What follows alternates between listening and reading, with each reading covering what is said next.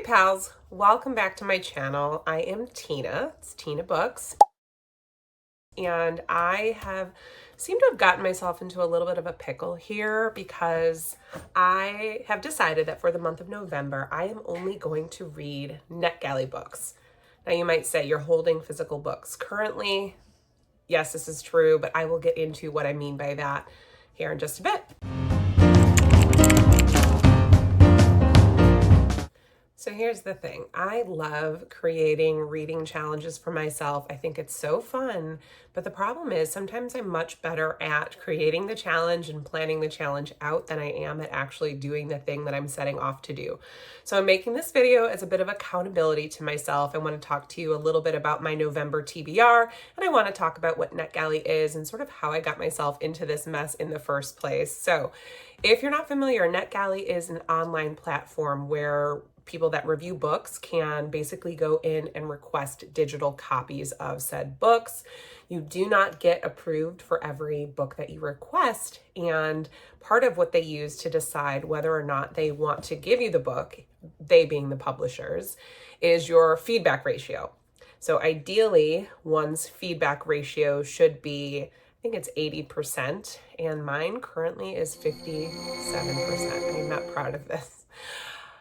But I should say, let me defend myself. I've been on Netgalley now since 2016. So that's a long time to be on this platform requesting books.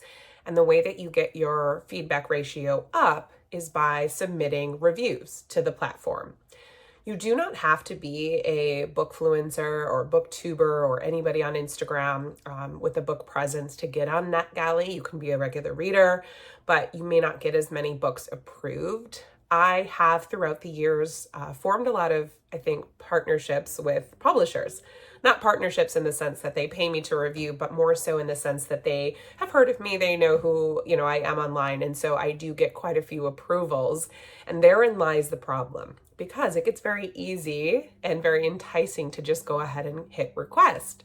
I also get several emails every month from several different publishers like Penguin Random House and others, and they are offering digital copies there. So sometimes like Berkeley just sends you a list of maybe 5 to 7 galleys that you can just download. You have to have a high level of discipline to not go on a requesting spree, especially if these are books that you want. Where I get into trouble is I read the books a lot of the time, and there are so many books on my Netgalley that I just have not yet submitted the feedback for or the review for, which is crazy because I've done the hard work of actually reading the book. I just haven't provided feedback. So to that end, here are my goals for November. I am only going to read books that I have approved through Netgalley for the month of November. My second goal is to not request anything new on Netgalley.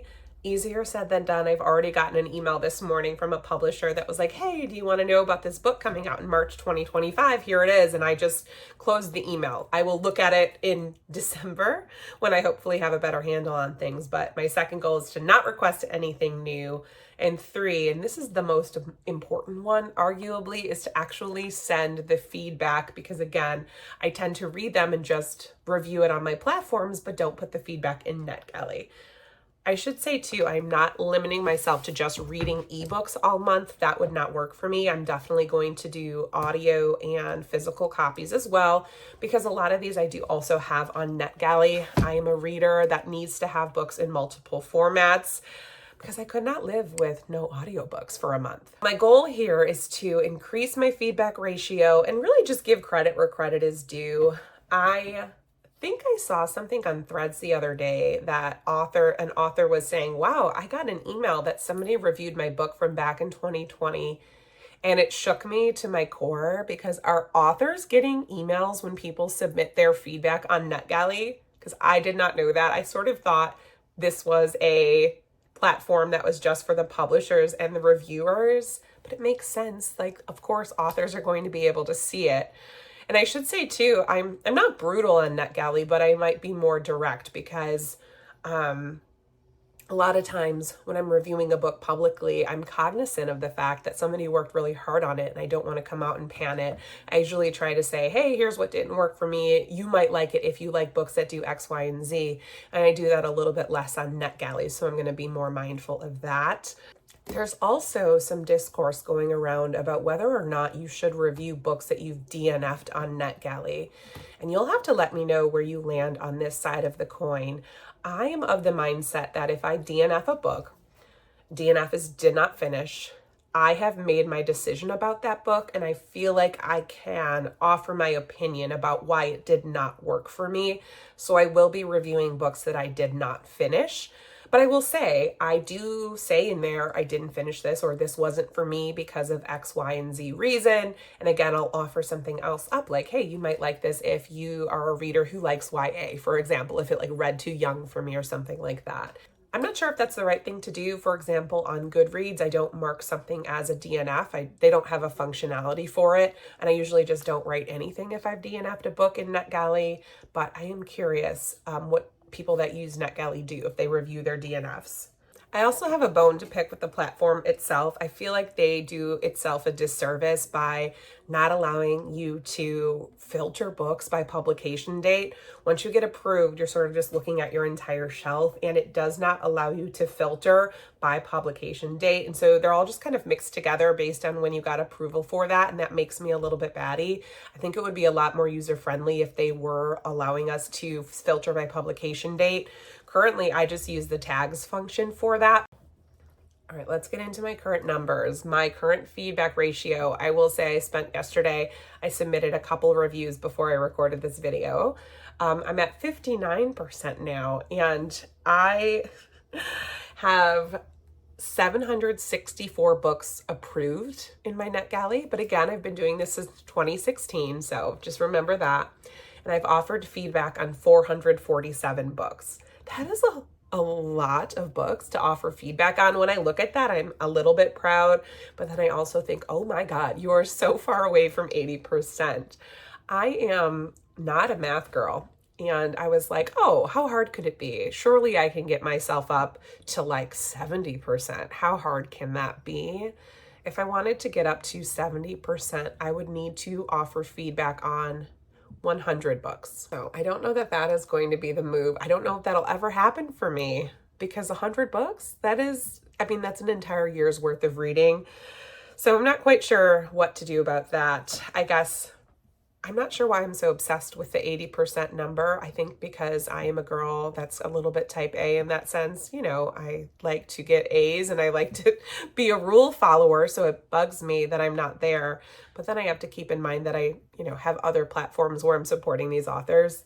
My plan for the month, this is my introduction video, but I will keep track of how many books I have reviewed in the month of November, and then in December share how I did, and we'll kind of do a look back and see if I have completed my own self-imposed challenge. I'm also excited to do this alongside some of our patrons for the Book Talk Etc. podcast. We have a thread in our Discord group for patrons called Netgalley November, and I have quite a few people who are doing it alongside with me. So I feel like that does make challenges a little bit easier when you have some accountability partners. This is also a big challenge for me because I am more of a mood reader, and I'm also reading for the podcast. So I have to keep in mind always whenever I'm planning my structured TBR to, one, leave enough space for my mood reading, because I am not somebody that can pick, let's say, 12 books for this month and read through all 12. I don't know that I've ever done that in my life, but I also have to be very thoughtful about the books that I am selecting because I have to read for the show. Some of the books I'm going to show you now are for the show reading, and then others are just reading, I think, for fun. I do also want to get ahead a little bit on some of my 2025 arcs. I think that could be fun. So let's talk about what I do plan to read for the month of November. First is the book that I've just started. It's The Demon of Unrest by Erik Larson, a saga of hubris, heartbreak, and heroism at the dawn of the Civil War. I have this on Netgalley, and it is a thick book. It is very thick. It's got over 500 pages. But I will say, Erik Larson, if you're not familiar, does a ton of research. This is a nonfiction book that reads like fiction, and it is about the days kind of right before the Civil War. And it's starting with the days before this particular presidential election. Interesting timing on my part, because as I'm filming this, it's November 2nd, and of course we're about to embark into our own election. And I actually love that. I love leaning into what's going on in our political landscape in my reading, and I feel like it's really, I don't know, motivating me in a way to see, okay, we've been through hard things before. I am alternating between print and audio for this one. It is narrated by Will Patton, who is a narrator that does a lot of Stephen King books, so I'm really enjoying hearing his voice. Another one I plan to read, I've talked about this multiple times, it's Sky Full of Elephants by Sibo Campbell. This one is a speculative novel, it's speculative fiction, and it asks the question, what would happen if one day all of the white people in America are gone?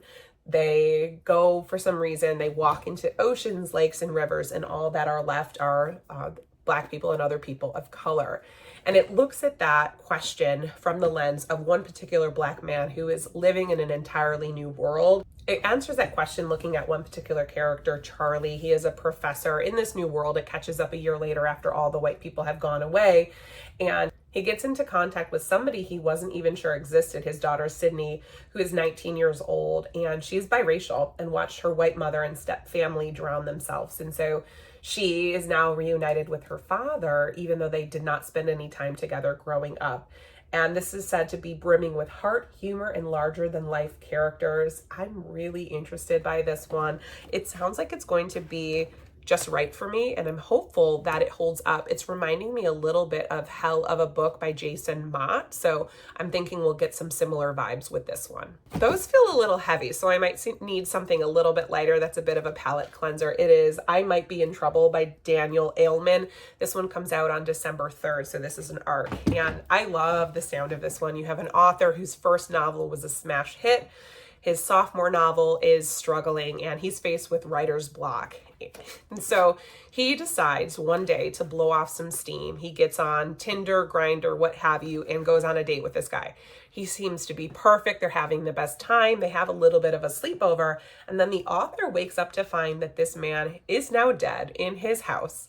And he calls the only person that he can help bury the body with, that's his agent. I don't know why this man doesn't just call the cops. I suppose I will find out, but I just have a feeling this is going to be one of those books, kind of like Finley Donovan is Killing It, that's a little bit lighthearted, but also a little bit of a caper, a little bit mystery and thriller, and an overall good time. Next is a book that I've heard next to nothing about, but it just caught my eye. It's called My Darlings by Marie Still, and it is said to be ABC's Desperate Housewives meets HBO's Dexter, which very much appeals to me. You have stay-at-home mom Eloise. She's very involved in the community. And in addition to being involved in the community, she's a doting wife and mother, and she is also a serial killer. Yeah, I don't know. I don't know why she's a serial killer, I have to say. It doesn't really make sense to me, but we will read on. I hope this is good. Again, I haven't heard anything about it, so very curious to see where I land on it. Also on my TBR is The Hitchcock Hotel by Stephanie Roble. And this one is about a Hitchcock fanatic who invites old friends for a weekend stay at his secluded hotel. This hotel is Hitchcock themed, and it sounds like he's not just inviting them to have a good old jolly time. It sounds like he has grudges and he's going to make these people pay, because after all, what would a Hitchcock themed hotel be without a dead body? Another nonfiction book that's on my TBR for the month is Framed. This is Astonishing True Stories of Wrongful Convictions by John Grisham and Jim McCloskey. This is our community read for our Book Talk, etc. Patreon, and this is John Grisham's first work of nonfiction since The Innocent Man. He is teaming up with Jim McCloskey, who apparently does a lot of work in things like the Innocence Project, and they are taking a look at the injustice faced by the victims of the U.S. criminal justice system, and they're sharing 10 true stories of men who were innocent but found guilty, and sort of what happened to them. How did they get free? How did they get put away? I have a feeling, obviously, this is going to really piss me off, but I like to pay attention to books like this because I think they're important. All right, last up on my TBR is The Borrowed Life of Frederick Fife by Anna Johnston. This one is going to be heartwarming, I think. It's for fans of Remarkably Bright Creatures and A Man Called Uwe. This is a debut about a zany case of mistaking identity that allows a lonely old man one last chance to be a part of a family. It sounds like he was this really sweet guy. He is now 82 and very lonely, but then he gets mistaken for somebody else. He takes place of the grumpy Bernard Greer at the local nursing home, and now he's happy to have a warm belly and a roof over his head, and he starts to make friends, I think, with this man's family and the people in his life. I am unclear, but I do think this would be a good palate cleanser for some of the darker books I have planned for the month. That's it for my Netgalley November. Here's my Kindle Oasis, and we're going to be good friends this month. I'm very excited to see how well I do. Wish me luck. I don't think I'll get to 70% in Netgalley, but maybe I'll get to 65%. I feel like that would be a win, which is still a failing grade, so I don't know how that really makes me feel, but let me know what you're reading in November. Thank you so much for being here, and I'll see you next time. Bye.